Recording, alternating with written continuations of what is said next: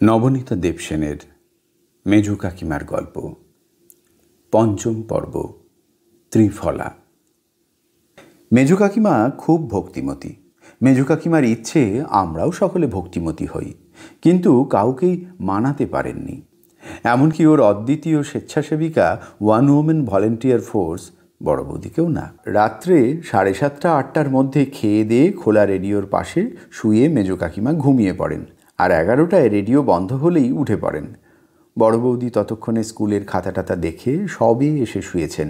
মেজো কাকিমাকে রাত্রে দেখতে হয়, পাশে একজনের না শুলেই নয়। ওর বয়স যদিও 70 হয়নি, কিন্তু হার্টটা ভালো নয়, 2বার অ্যাটাক হয়ে গেছে।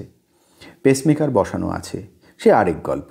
ঘুম থেকে উঠেই মেজো কাকিমা ঘড়ি দেখেন, তারপর ডাকেন, ও বৌমা, বৌমা, ঘুমোলে? বলি ঘুমোলে নাকি? ঘুমোলে? বড় বৌদি বলেন, কি মা, কিছু বলছেন? না মা, না, কিছু বলিনি, বলছি ঘুমোও। ঘুম তোমার দরকার, সারাদিন খেটে খুটে আসো, বাড়িতে তো বুড়ি শাশুড়িটাকে নিয়ে তোমার বিশ্রাম নেই। ঘুমোও, ঘুমোও, ঘুমোও মা, ঘুমোও। ঘুম না হলে তোমার শরীর দেবে কেন? এত কাজ মানুষে পারে, ঘরে খাটনি আবার বাইরে খাটনি। বিশ্রামের সময় বলতে তো এই রাতটুকুনি, তা না ঘুমোলে কি চলে মা? তাই বলছি ঘুমোও, ঘুমিয়ে পড়ো। ঘুম মানুষের দেহে খাদ্য, পথ্য, ওষুধের মতোই জরুরি, ওটা তোমার দরকার। বড় বৌদি চুপ করে শুয়ে থাকেন, উত্তর দেন না। ও বৌমা, বৌমা, বলি সত্যি সত্যি ঘুমিয়ে পড়লে নাকি? হ্যাঁ, এই যে দেখি সত্যি সত্যি ঘুমিয়ে পড়েছে, তেষ্টা পেয়েছে। ও বৌমা, জল খাবো। অকস্মাৎ মেজো কাকিমা মরিয়া হয়ে ওঠেন।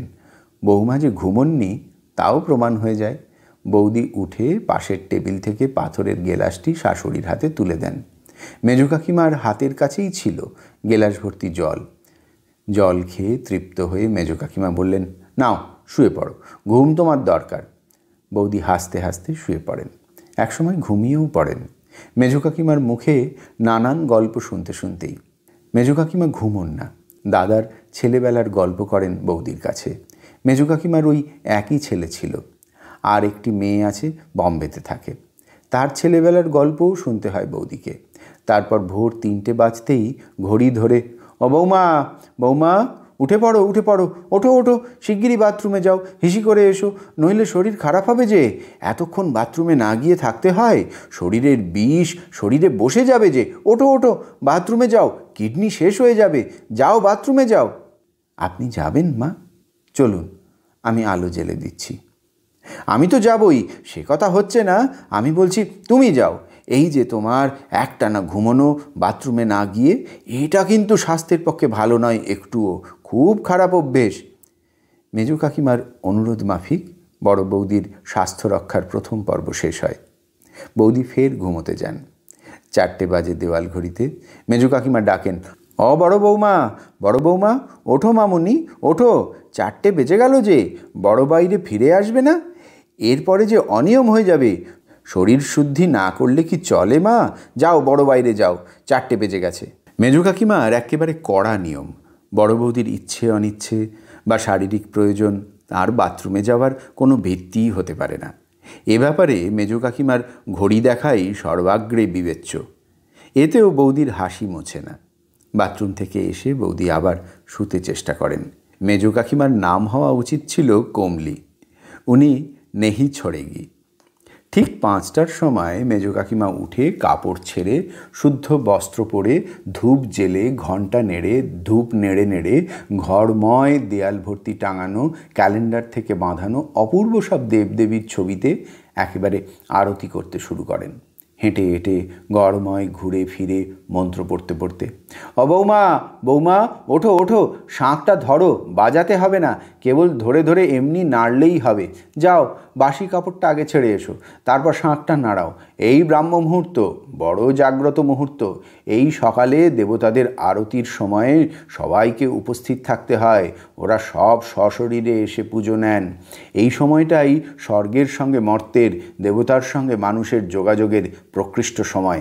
এই মুহূর্তটা ঘুমিয়ে নষ্ট করতে নেই মা, উঠে পড়ো, দেখো কি সুন্দর সূর্যি উঠবে এবার। ছাদে যাও, ছাদে গিয়ে পূবমুখ হয়ে দাঁড়িয়ে হাত জোর করে বলো, ওং যাওয়া কুসুম শঙ্কাশং। ওঠো বৌমা, ও কি পাশ ফিরছো কেন? ও বৌমা, ও বৌমা, ওঠো। পিঠে জোরসে ঠেলা খেয়ে বড় বৌদি ঘুম চোখে এইবারে বলেন, এই যে উঠছি মা, আপনার ত্রিফলাটা ভেজানো আছে, আমি উঠেই দিচ্ছি। হঠাৎ আশ্চর্য পট পরিবর্তন হয়। নরম সুরে মেজ কাকিমা বলেন, ত্রিফলা? আবার তুমি ত্রিফলা ভিজিয়েছ?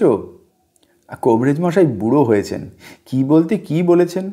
আমি বলেছি না আমি ত্রিফলা খাই না, আমি ত্রিফলা খাবো না আমি। না মা, তা হয় না, কবিরাজ মশাই রাগ করবেন। তুমি শোও তো কতক্ষণ, চোখে এক ফোঁটা ঘুম নেই মেয়ের, ভোর হতে না হতে উঠে পড়ে আমার পিছনে লেগে আছো, মা ত্রিফলা খাও।